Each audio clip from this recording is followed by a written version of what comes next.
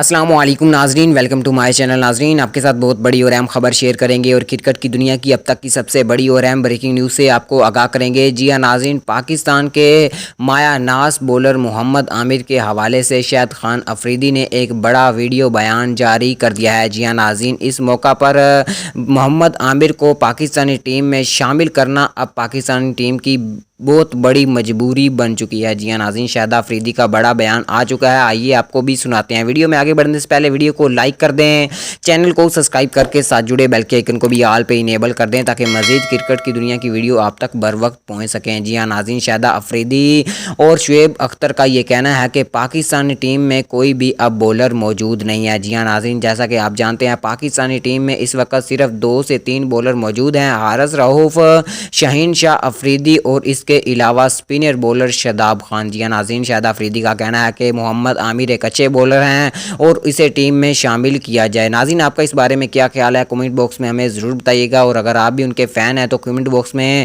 ایک اچھا الفاظ ضرور لکھیے گا۔